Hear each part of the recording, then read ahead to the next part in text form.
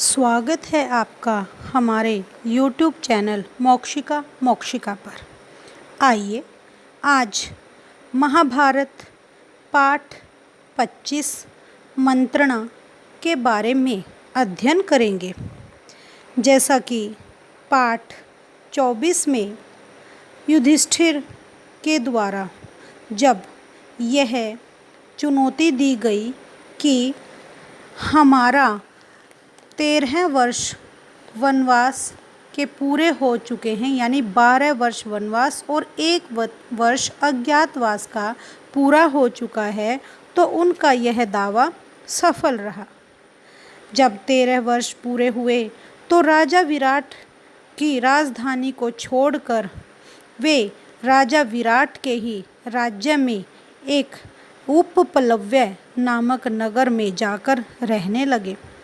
अज्ञातवास की समय जो अवधि थी वह पूरी हो चुकी थी, इसलिए पांचों भाई प्रकट रूप में रहने लगे। प्रकट रूप में यानी अब अज्ञातवास जिसमें उनको कोई पहचान न सके वह समय पूरा हो चुका था और अब वो खुलेआम रह रहे थे।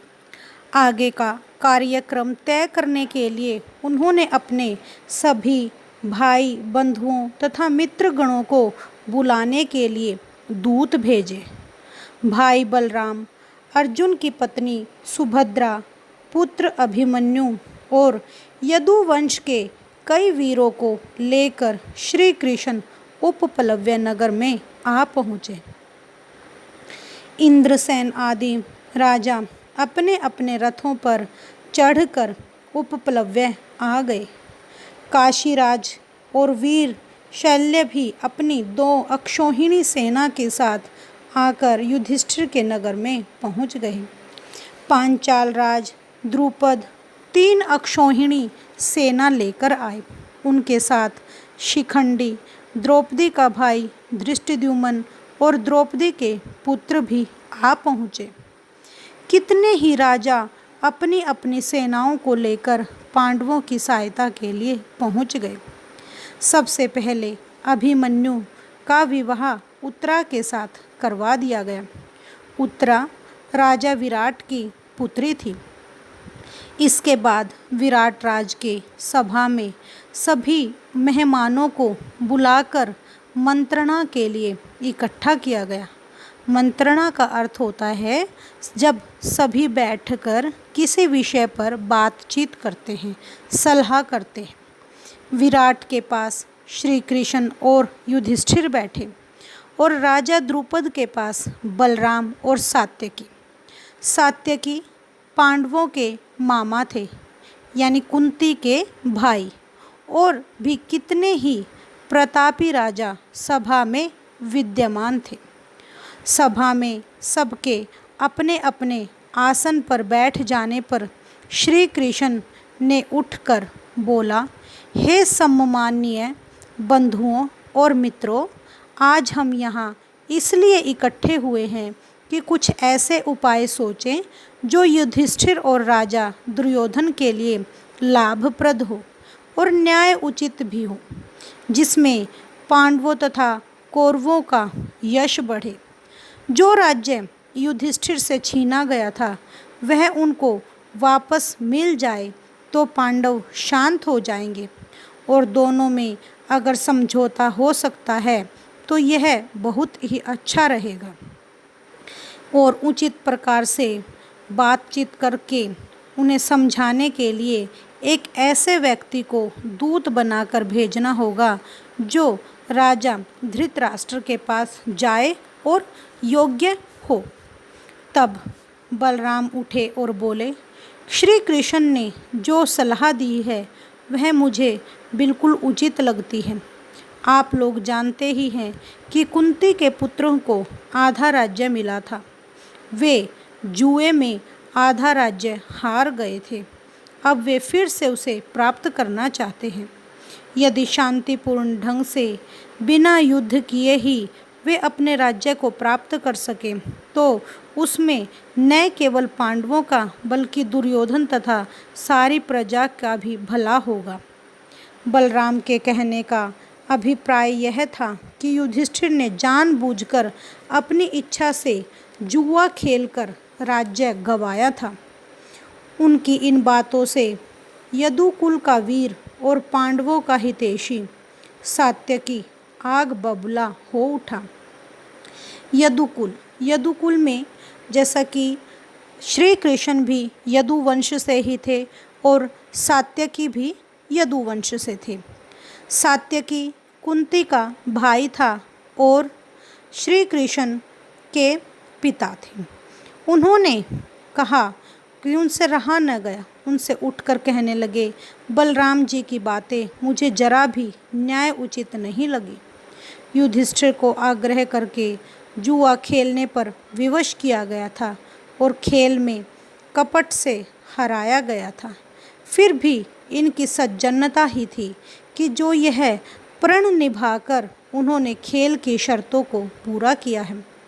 दुर्योधन और उसके साथी जो यह पुकार रहे थे कि 12 महीने पूरे होने से पहले ही पांडवों को उन्होंने पहचान लिया है, यानी अज्ञातवास का समय पूरा नहीं हुआ है, तो यह उनकी तरफ से झूठी मंत्रणा है और बिल्कुल अन्याय है। मेरी राय से दुर्योधन बिना युद्ध के मानेगा ही नहीं, इसलिए हमें विलंब नहीं करना चाहिए और हमें उनसे युद्ध ही करना चाहिए।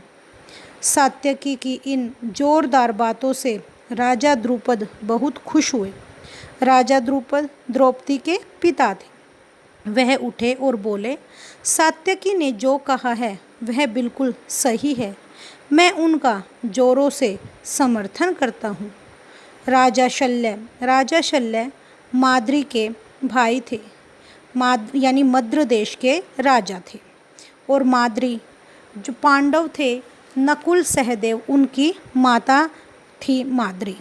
बल्कि मेरी राय से तो राजा धृतराष्ट्र के पास अभी से किसी सुयोग्य व्यक्ति को दूत बनाकर भेजना बहुत जरूरी है। शल्य की ये बातें और धृष्टकेतु, जयसेन, केकय आदि राजाओं के पास भी इस प्रकार से ही दूत भेजे जाने चाहिए। राजा द्रुपद के कह चुकने के बाद श्री कृष्ण उठे और बोले, हे सज्जनों, पांचाल राजा ने जो भी सलाह दी है वह बिल्कुल ठीक है। भैया बलराम जी और मुझ पर कौरवों का जितना हक है उतना ही पांडवों का भी है।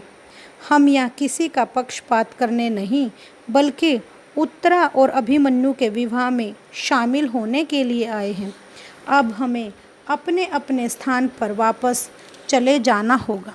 द्रुपद की ओर देखकर, द्रुपद राज, आप सभी राजाओं में श्रेष्ठ हैं, बुद्धि और आयु में भी बड़े हैं, हमारे लिए तो आप आचार्य के समान हैं।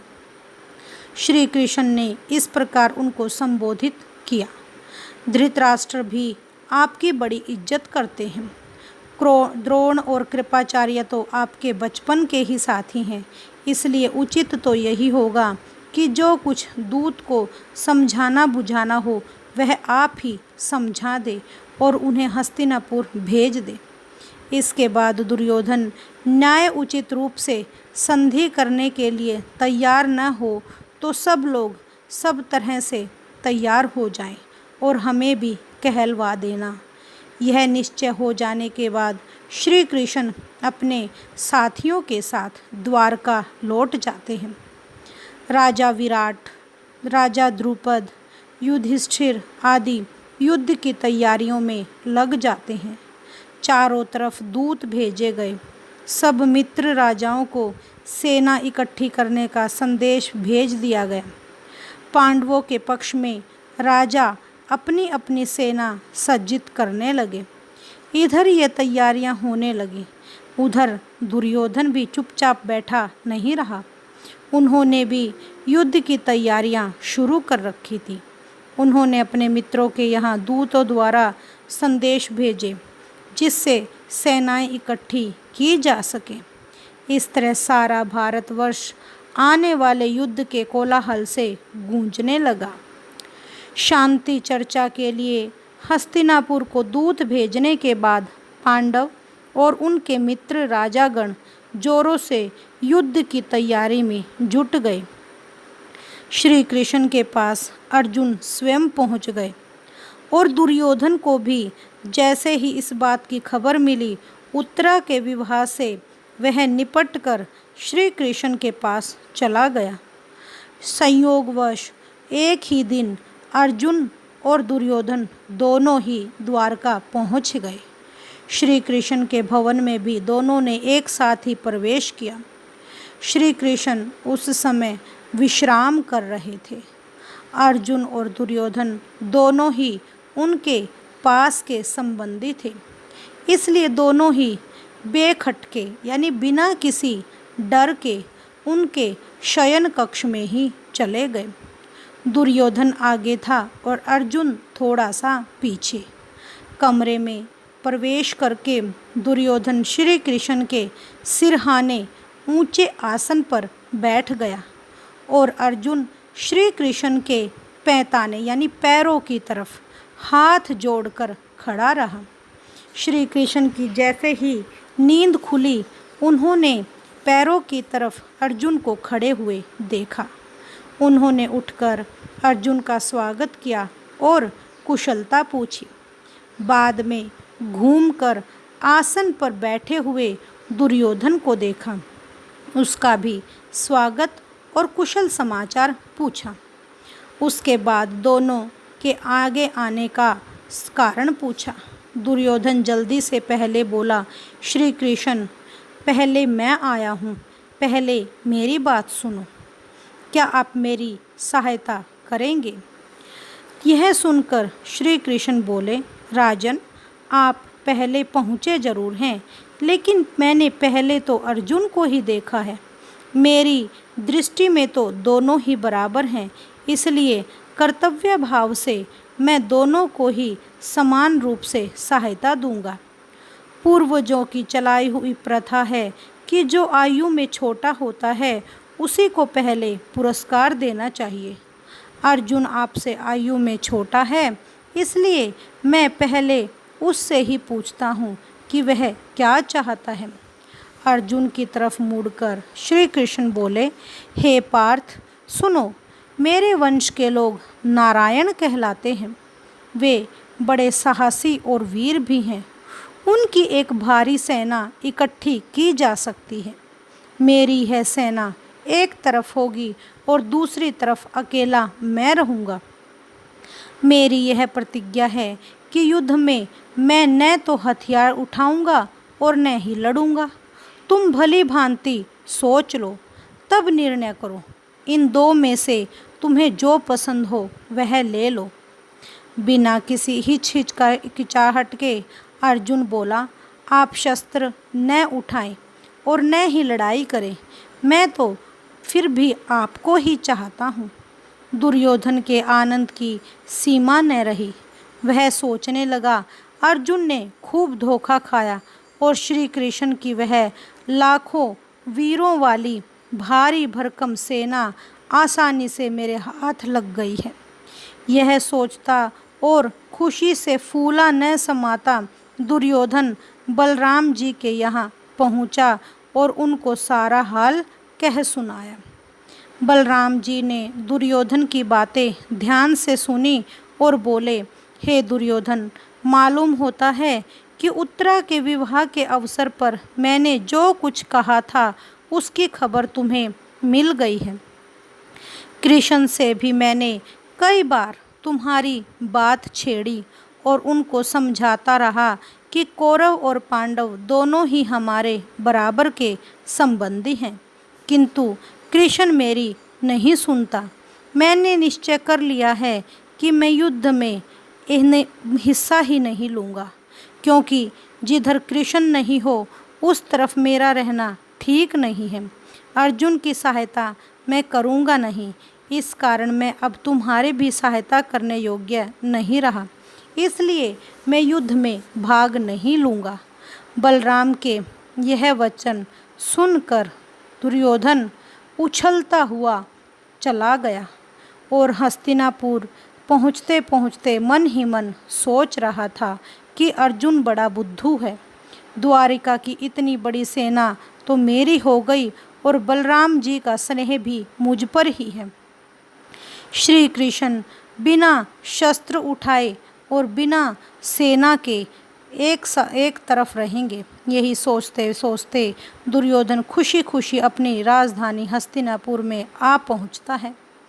कृष्ण ने पूछा, हे सखा अर्जुन, एक बात बताओ, तुमने सेना बल की बजाय मुझे ही क्यों पसंद किया?